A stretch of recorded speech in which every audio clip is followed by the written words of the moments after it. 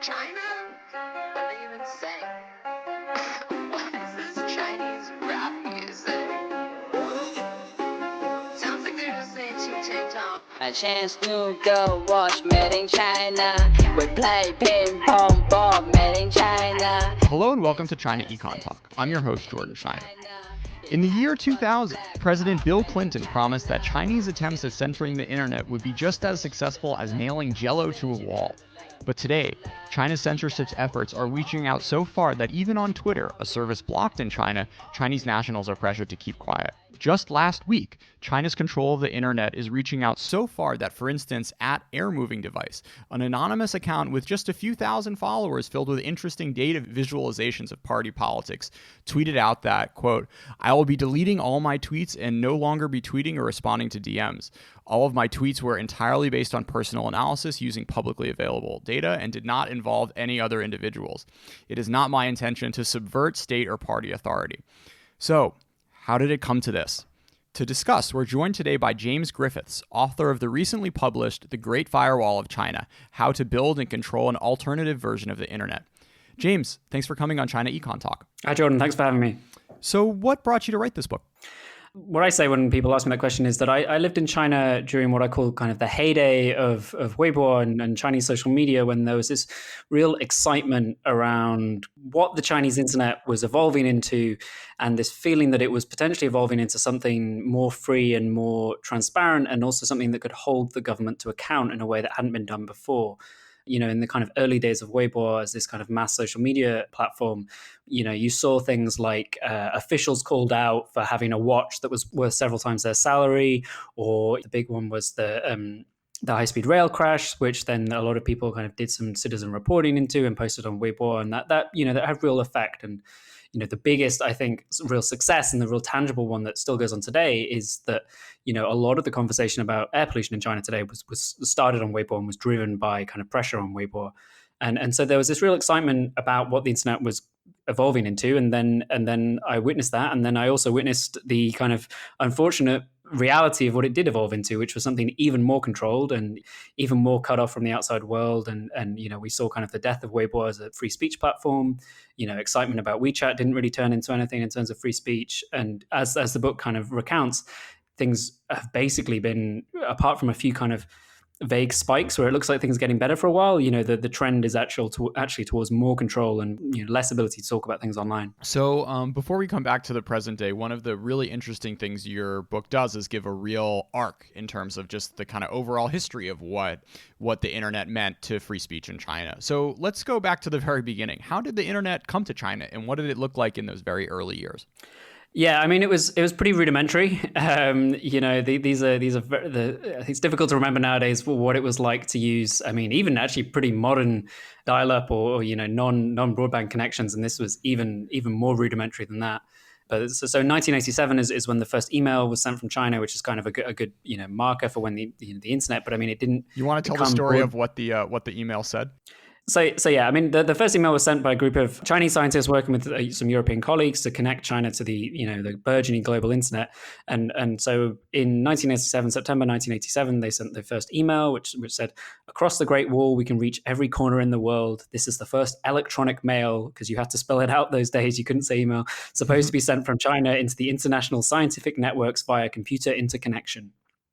And so from that start, you know, it was a rough start. The actual email didn't send at first. It took a couple of days for it to actually go through and be delivered. Oh no! So that was China's first connection to the world. It went to another university in Europe.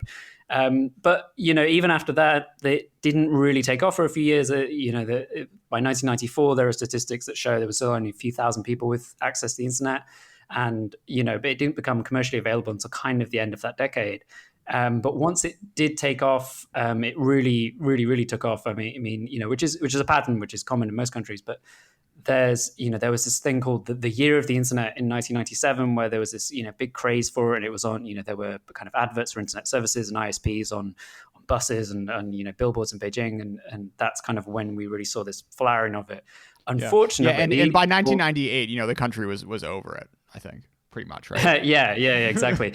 And unfortunately, I mean, the year before the Year of the Internet, the government passed the first regulations to control the internet, and they took a while to get to grips with this technology as well. But once they realized the potential for it, they pretty quickly passed legislation to control it, and it's kind of only been escalating since then. Sure. I mean, it's interesting because 98 is pretty, I'll give the Chinese government credit for kind of understanding that this was a flashpoint. I think a lot of other countries around the world didn't quite see the potential power of the internet at that earliest stage. So what was it, you think, about the Chinese government's thinking about free speech in general, about the internet in particular, that had their ears, I don't know, maybe perked earlier than other countries might have been? One of the arguments I make in the book is that the kind of important thing about the internet is not so much its ability to spread content to enable people to learn specific kind of facts.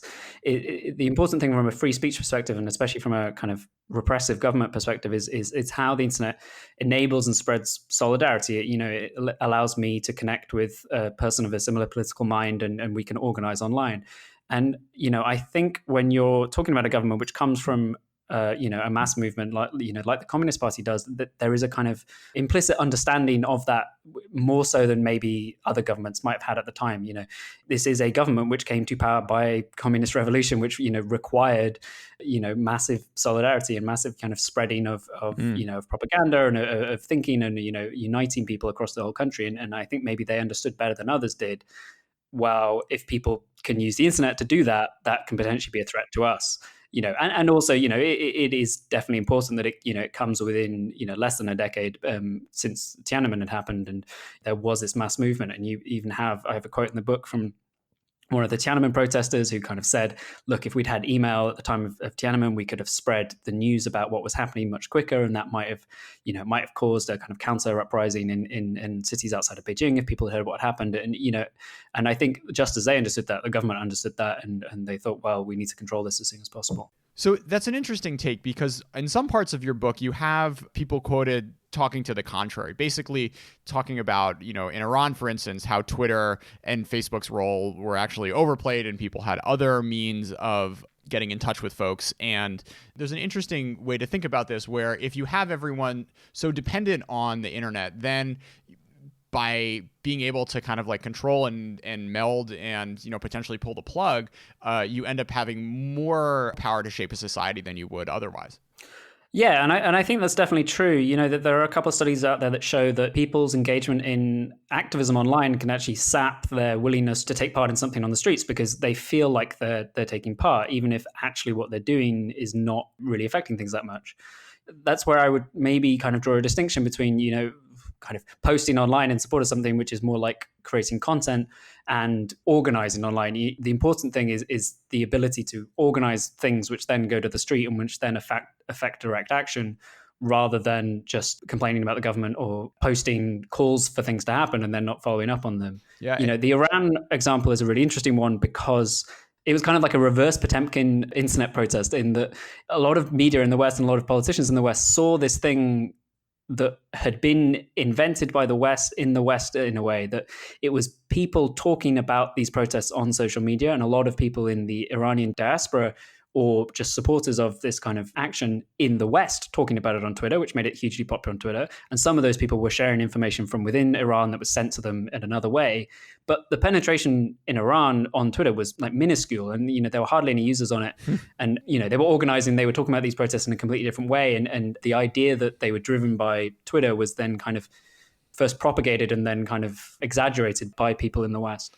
Yeah, it's an interesting hypothetical whether it's easier to kind of manage and control folks who are organizing online or offline. Yeah, and but I think it's also important to realize that because of the way that we operate today, doing anything else, I don't think many political parties or activists are particularly capable at organizing without the internet. And that's not suggest that they're missing in skills or anything, but they're it just is such a factor in how we use our lives. So going back to the 90s and early 2000s, there are a number of Westerners who you profiled that had a outsized impact on the state of the Chinese internet and the creation of the Chinese internet.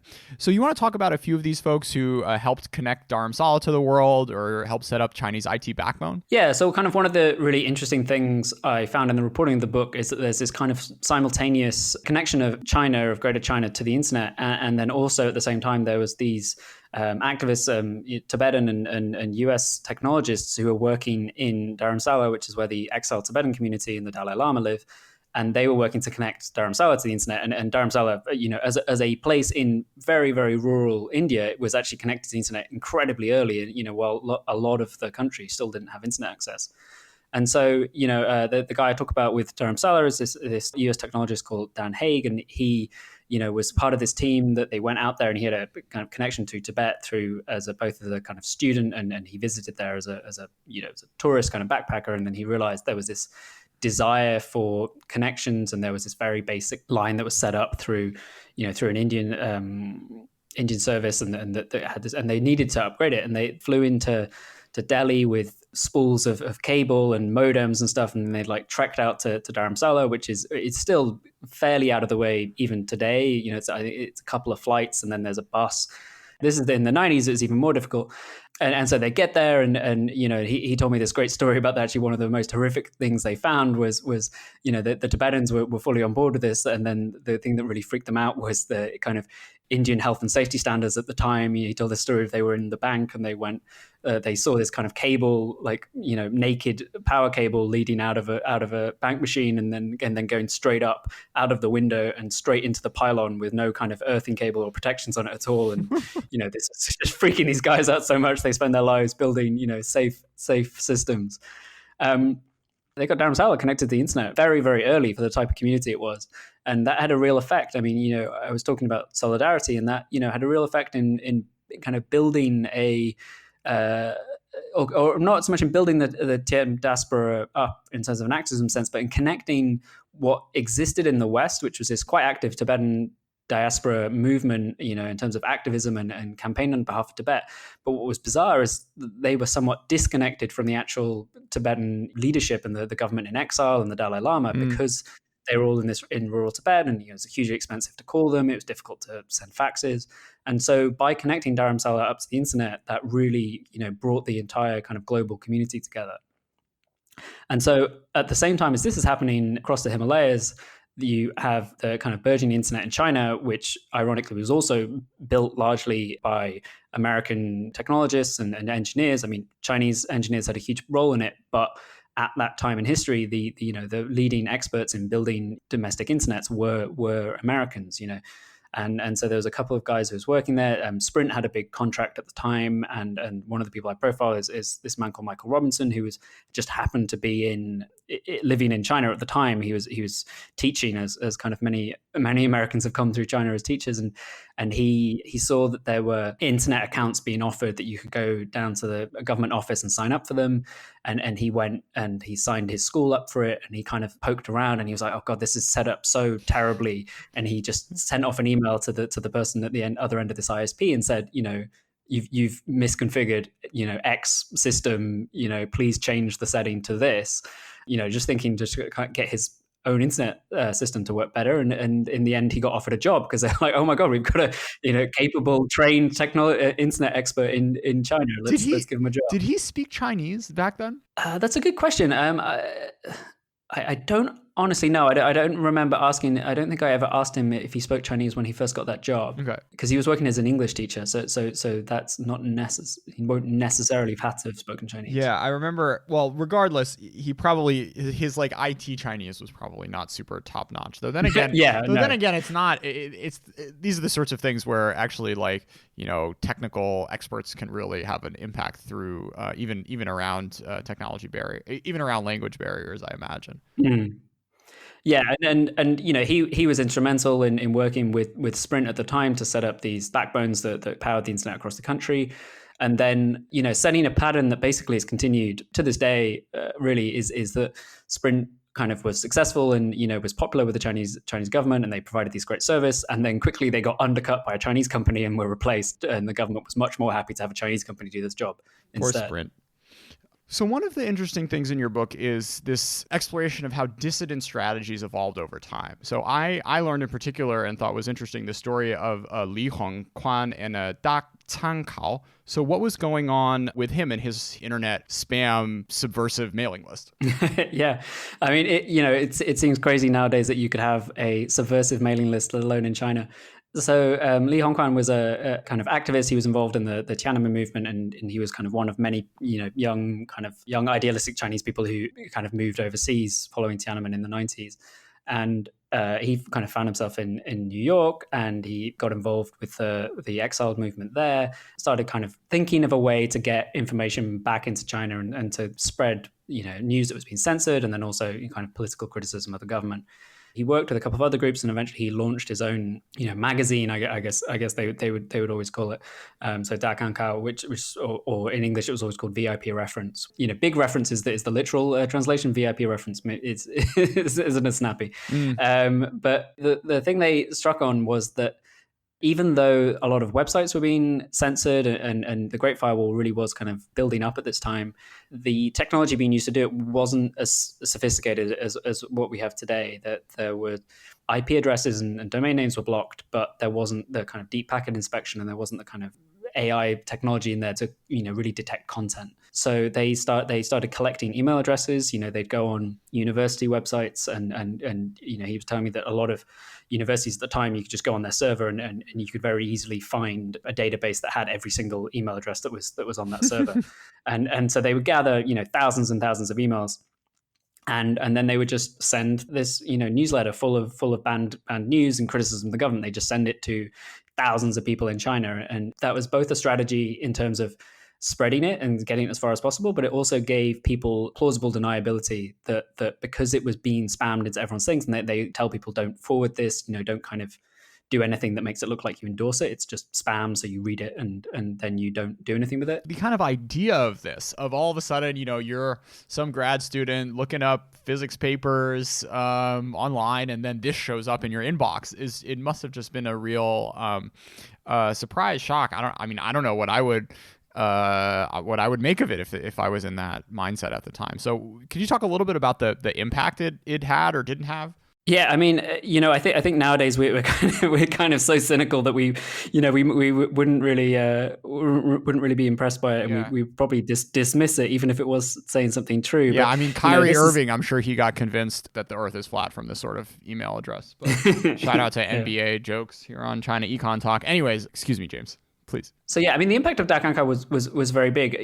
This wasn't the only service like this, but it was one of the biggest. And you can still find, there are archives of it online, and it was very, very regular, and it was very comprehensive in terms of the type of news that it was sending out about the democracy movement, how it was organizing overseas, stories about kind of victims of Tiananmen and other things that were happening in China at the time. And so I spoke to Michael Anstey, who is more famous today as a dissident writer himself, and has lots of experience with censorship. And he was kind of, as a much younger man, did just receive this random email in his inbox. He lived in Nanjing at the time, and he was interested, politically kind of conscious, but there was a very limited degree to which you could be politically conscious, as a young person living in Nanjing, not even in the capital.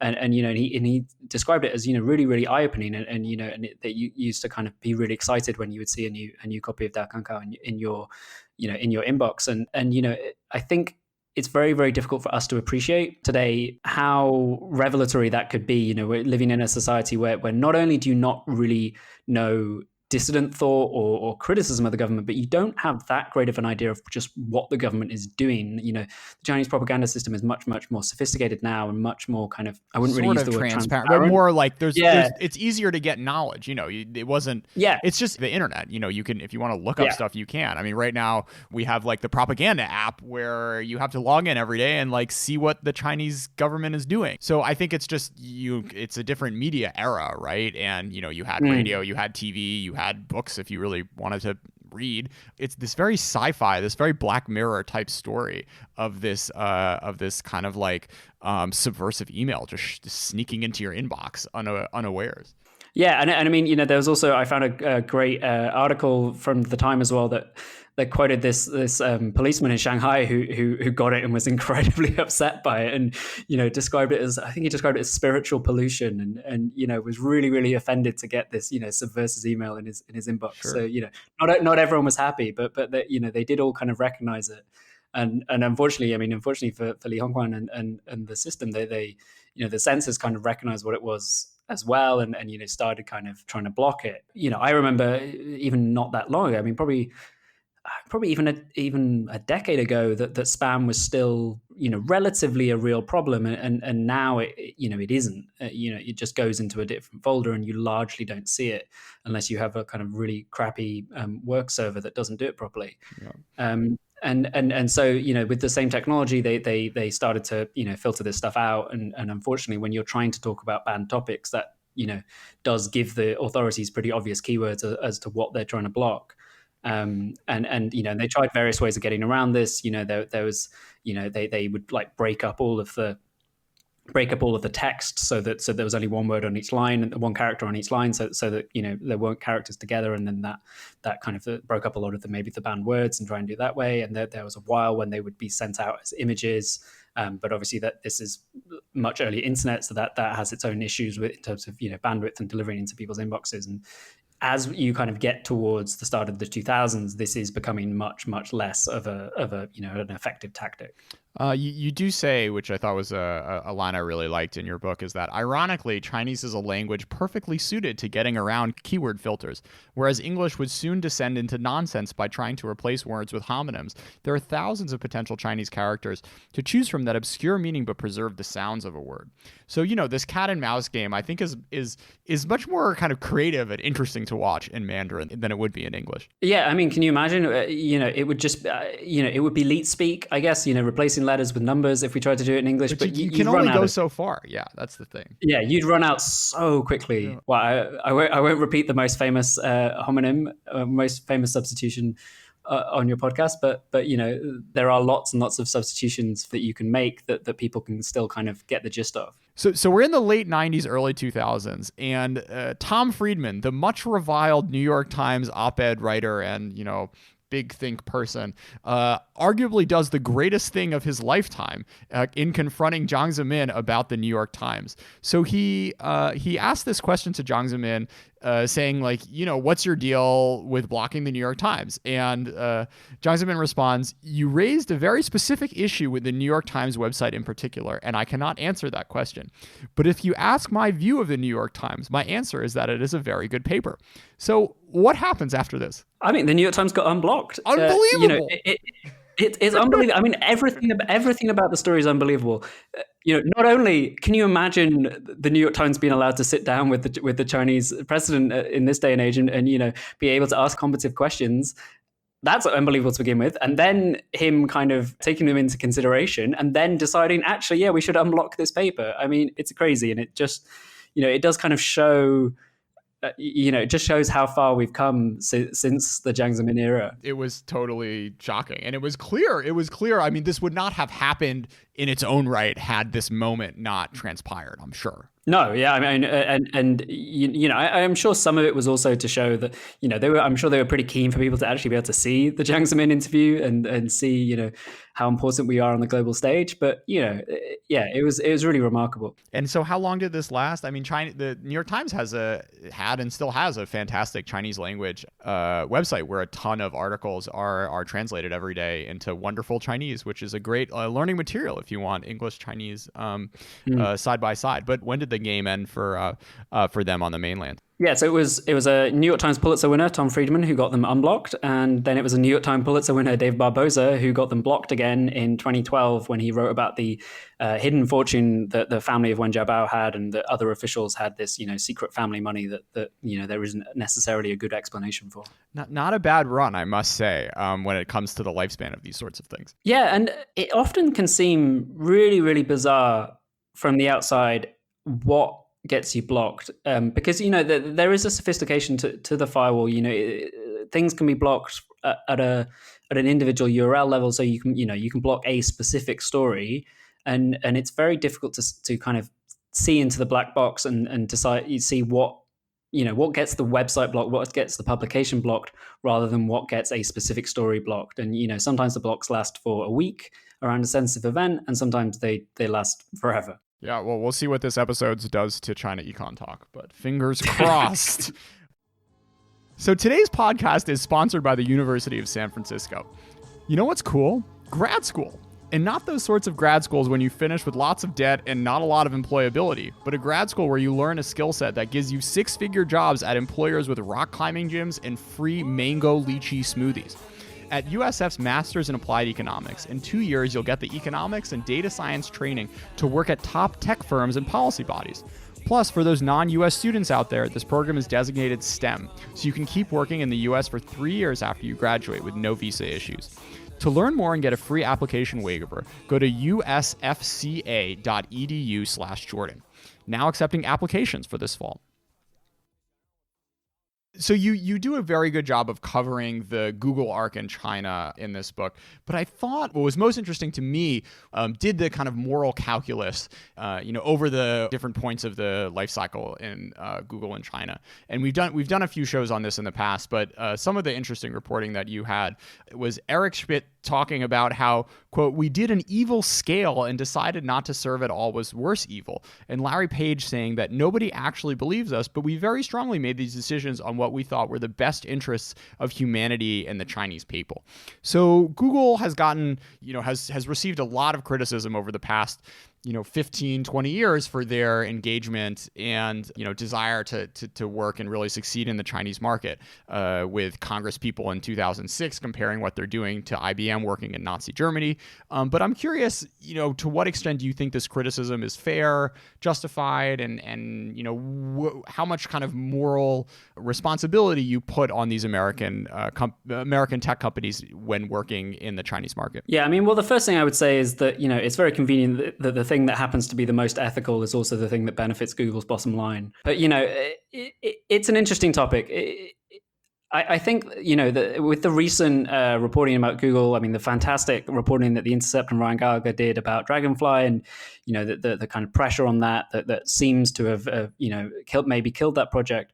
You did see a lot of people talking about, why are you doing this? Aren't Chinese people better off to have Google, to even have a censored search engine? And, why are we depriving Chinese people of this, this tool that most other people in the world use every day? And there's a reason for that. And, some of that is due to the failures of Chinese search engines and Chinese domestic competitors, that people are just desperate for any other search engine. I think there is a degree to which that criticism has merit. If the argument was, should Chinese people have a better search engine?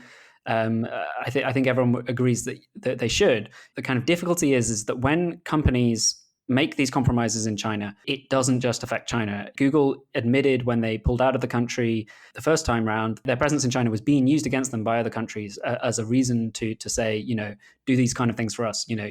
Russia is the kind of the next obvious example, because it's such a big market that they are able to kind of wield that influence as well. But even smaller countries were starting to say, and I'm sure would, if Dragonfly had gone ahead, they would have said, you build a Chinese app, you can build a Russian app, you can build a Ugandan app. The compromises that are made to work in China don't remain in China, and that's kind of the biggest problem. My worry, concern, resignation is that the cat is sort of out of the bag with this one, and it's hard to. I mean, I don't know. I feel like governments understand that this is something they can do, and they have enough leverage now to. Or enough technical sophistication to shut off companies' access to their market. So it's kind of tricky trying to think of what cards these companies or the U.S. government or just Western governments that value free speech higher really have to play when it comes to persuading and pushing these countries to have more open, freer technology ecosystems. Yeah, and there's definitely been a trend. Kind of one of the big arguments in the book is that the Great Firewall, just simply by existing, kind of has an effect on global internet policy, because it just shows that there is this other way of doing it. and the kind of compromises that Google made in the 2000s, and other internet companies have made since. That Apple's a big example in terms of kind of localizing servers in China. That has an effect on policy in other countries. And I won't deny that I don't have a great answer for what can be done about it. But I feel quite strongly that you don't improve the situation in one country by potentially making it worse in a bunch of other countries. And it's kind of like we need to build a better internet everywhere, not kind of bring And the risk is that by making these compromises, you actually bring the kind of global internet freedom level, kind of you bring it downwards towards the Chinese model. Yeah. What also is I find interesting is one of the side effects of this content censorship and these aggressive takes that the Chinese government has taken against the Facebooks and Twitters and YouTubes of the world is this massive flowering of an entire giant, really powerful, impressive Chinese technology ecosystem, which you could argue, I think some of these companies would have existed on their own, but there are others that may have just been wiped away, and Instagram and Twitter would be 20, 30, 40% bigger. This is something that's also happened in Russia, where you see these apps, where you see a lot of native apps that have been able to grow up because of the sort of restrictions around a lot of the Western content. So I think just from a kind of domestic growth business perspective, there's always flip sides when it comes to protectionism. On the one hand, you may not be getting world-class stuff to begin with, but you're also giving your domestic entrepreneurs more room to breathe, to kind of find their own footing and develop domestic industries. So I think that is also potentially a big demonstrative effect around the world, is drawing lines around these industries from a content perspective will end up creating a lot more local companies and high-tech stuff, which countries around the world want to see in their economies. There's a big difference between censoring content and being anti-monopoly. I think there are there are a lot of problems with the current model of kind of surveillance capitalism and the model that the tech giants have kind of thrived in, and it would be interesting to kind of see, and there are some moves towards this in Europe, perhaps, that towards kind of trying to force these companies to reinvent themselves and to kind of allow more competition. There are a few people in China who are happy that Baidu hasn't had to compete with anyone for a long time. Fair. One great moment in your book was after Google gets shut down, some executive buys everyone tickets to Avatar and tells them to take the afternoon off. So whenever you run into problems, seeing James Cameron blockbusters is probably the right way to blow off some steam, I imagine. Yeah, I mean, I would describe it as salt in the wound, but Well, I don't know. What would you rather have them seen? What's the appropriate movie to see in that context? What would you have put on the what would you have put on the screen there? No, I guess I would have to look at exactly what was showing. Well, I mean, it's China, so there was probably like three Hollywood movies showing at the time. No. So, you can pick any movie from history. What's the apropos one there? What is the apropos one? God, I don't know. I feel like Office Space, probably. Office Space. There we go. The Office Space retro viewing in 2010 for Kai Fu Lee and friends to all watch together. So towards the end of the book, you talk about how the Chinese model of internet regulation is being exported abroad. So give us a little story about how this has played out in Russia in particular. Yeah, I mean, Russia has always been an interesting case on the internet. In the 90s and in the early 2000s, it was remarkably free, even as there were restrictions, in Russia on kind of TV networks and newspapers faced a lot of pressure. There was this kind of, and it's difficult to tell if it was tolerance or if it was ignorance about how the internet was working and what people were doing online. But there was quite a lot of dissident discussion on the internet and criticism of the government and even kind of organizing political parties and kind of talking about corruption and things like that. And just within the past couple of years, that has completely transformed. It has been a gradual process, but the last couple of years has seen a real escalation. And, even this week, the Russian Duma did the second reading of a couple of new bills that one of which is kind of an anti-fake news law, which imposes fines and potential prison time on people who share fake news content, which is, as you would expect, an incredibly broadly defined term. And then also another piece of law which passed this week was about insulting the government or government officials, including President Putin. And so, Russia is very, very far along in the process of turning into another Chinese internet, basically. So to kind of explain how Russia's transformed, the way the internet works is from a real kind of technical perspective. You have certain access points where the global internet becomes, whichever country's internet. And in a lot of countries, there are many access points, and they may be privately controlled or somewhat government controlled, or a mix of both. And in China, obviously, they're government controlled and they're very tightly controlled. And Russia has moved to take much greater control of how the internet comes into the country, and then also to enable it to, in times of conflict, it says to be able to cut them off, to essentially just cut RUNet off from the rest of the global internet, and it will become this kind of intranet for a certain period. That basically is how the Great Firewall works, and that has been done with the assistance of Chinese officials. Chinese officials have been going to Russia for a number of years now in order to consult on this. There are lots of Russian lawmakers, kind of on the more conservative side, who openly talk about the need to follow the Chinese model, and they give examples of kind of obscene content being spread online, or terrorist content, and they will say, look, we need to learn from China on this and block it entirely. The lesson is basically a positive one. I mean, when trying to come up with negative things for the party on the internet regulation, you don't really have. Let's rephrase. If I'm sitting in the Kremlin, this sounds like a great model to me. There's really a. It really does sound like a shining model if your incentives are, if you're on the autocratic side and you aren't necessarily comfortable with people speaking out. I think the Chinese regulation and the Chinese internet over the past 20 years has basically been this story of being able to sort of cradle both innovation and business growth, while at the same time keeping free speech to a lid. And I guess the argument that Bill Clinton would have made 20 years ago is that that's basically impossible, and you can't really have one without the other. But history has shown over the past 20 years that that's not necessarily the case. Yeah, and I think it's an attractive model. It's definitely attractive in autocracies, and but it's attractive model well beyond that. There are plenty of politicians in perfectly democratic countries who occasionally, reference the Great Firewall and reference China as we're just regulating fake news. It's just fake news. It's just fake news we're shutting down. Of course. Yeah, it's fake news. Who wouldn't want to shut down fake news?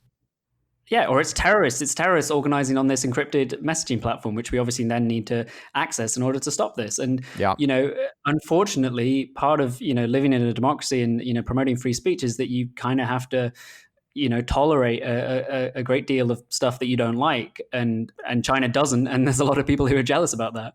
So aside from reading The Great Firewall of China, James, have you come across Nothing is True and Everything is Possible? I have, yeah. I read it a number of years ago, so I don't have a super great. Anyways, but just a recommendation for the listeners out there. It's this fascinating view of how the Russian media landscape. It's written by this British guy who was ethnically Russian and moved to Russia and kind of worked in the media news industry for, I think, like 10 years or something, and talking about sort of like truthiness in the Russian context and allowing a little more speech than I think is necessarily permitted in China, and more kind of like liberal activists, but they're all sort of like pawns and tied into the system.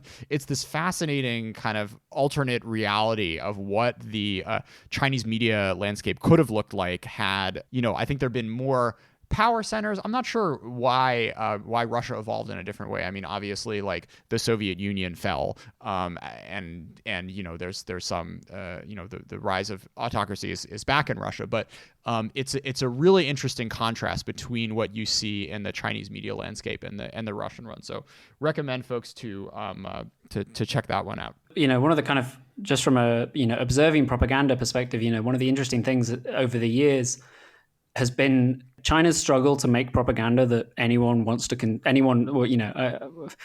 I won't speak for everyone in China, but certainly that anyone outside of China wants to consume. That they've really struggled with it compared to Russia. Puts out some pretty entertaining things. I'd much rather watch Russian state TV than watch Chinese state TV every day. Sure.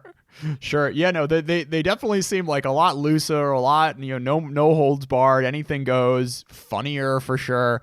Better with the getting under foreigners' skin, I think. And the Russia Today and propaganda influence in European politics in particular, but also to a certain extent in the U.S., I think has been much more successful than what China has been able to pull off over the past 10 years or so, for sure. What do you think you can chalk that up to? One of the things that the party has shown over and over again is that it cannot give up control. It gets really freaked out whenever there's kind of something that is, outside of the party system and is outside of, the direct control, of a party official. We've seen that with kind of, the resurgence of party committees inside business, or, with kind of even things like the women's movement, which is arguably a very, very positive thing from a, purely kind of objective Chinese societal perspective, conforms with a lot of, values that the Communist Party claims to uphold. And Li Keqiang talking about it this week. Yeah, sure. It's that inability to kind of loosen, to let go of something, which then prevents. People need space. People need space to create interesting culture, and even if that culture is kind of promoting the party in the end, and or criticizing opposing governments, people need a certain degree of freedom to do that, and you can't kind of you can't do that by committee, I would say. Yeah, I mean the best propagandists are the ones that have some flair, and I don't think flair is a thing. Coming back to Office Space, because that was a good callback. Is something that the Xinhua News and the People's Daily do all that well. So to end our discussion, I'd like to come back to the start of your book, the story of 2015 and what happened with GitHub. So could you tell us that story? Yeah, so at the time, GitHub was kind of, it was hosting a couple of projects. One of them was run by greatfire.org, and there was also a kind of mirrored version of the New York Times Chinese site, which was hosted on GitHub. And this was kind of a way to kind of get around the Great Firewall, and also kind of provide an alternative way of getting in. And you had various apps that would help you subvert the firewall, which are hosted on GitHub. And then all of a sudden in 2015, GitHub went down, which is not really a thing that is supposed to happen, because GitHub's a very, very important thing in terms of software development. And it went down, and it stayed down for quite a long time. And they revealed kind of very little at the beginning. They just said, we're getting hit with a distributed denial of service attack. And then, as it stayed down and as various other people tried to kind of assist, it just became clear just how big of an attack this was. And eventually some technologists and experts in this field, looked at this attack and were able to trace it back to the infrastructure, which we know is part of the Great Firewall, and that they nicknamed the attack the Great Cannon. And to describe it in a very, very simplified way, but it took a bunch of traffic, which was supposed to be going as it went across the firewall, and just redirected it at GitHub. So a traditional distributed denial of service attack works by getting a bunch of kind of, you've hacked a load of computers and you point them at a server and you try and crash it. And China didn't even need to do the hacking, because it has all of this traffic that it can control to begin with. And it just pointed them all at GitHub and just hit them repeatedly.